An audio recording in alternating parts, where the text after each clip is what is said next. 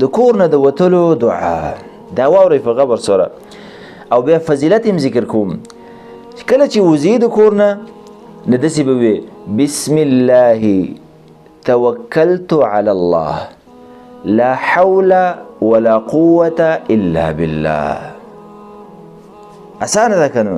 د دې فائدت شی شوه ملائکې په دې وخت کې داسې وي هدیته تا ته هدایت هم وشو کفیته ستا کفایت هم وشو خلاص ووقیته او ته بچم شولې تا ته څوک ضرر نشي درکولی وتنحى عنه الشیطان.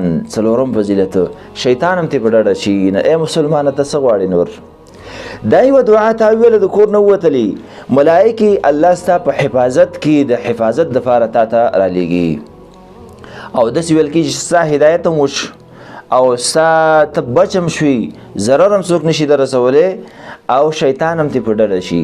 په روایت کې اوس راغلی د شیطان وایي چې د داسې انسان ته به موږ څنګه ضرر ورسوو چې هغه ته هدایت هم وشو او د هغې کفایت هم وشو او هغه بچ هم شه د موږ نه دې باندې به زموږ څنګه وسو شي. نو باید دا عظیم ذکر موږ د ځان ير نه کړو. ډېر مسلمانانو ته دا پته نه وي مختلفو مشکلاتو سره هغې بیا واوړي یو مشکل ورته پېښ شي بل مشکل.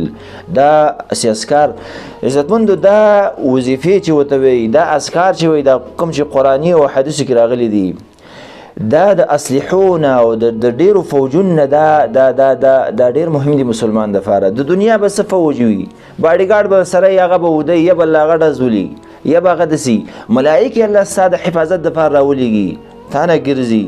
نو دا څومره او د الله په حفاظت کې شي بس الله ستا حفاظت کوي. د دې نه بله غټه خبره شته باید چې دا دعا یره نشي. بسم الله یعنی خاص په الله باندې امداد غواړم. توکلت علی الله ما په هغه باندې ځان وسپارته. لا حول ولا قوة الا بالله نشته د هیڅ شر نه اړونکي او بچ کوونکي او همدغه رنګې په خیر باندې کومک کوونکي امداد کوونکي صرف الله دی. دا یې معنی ده.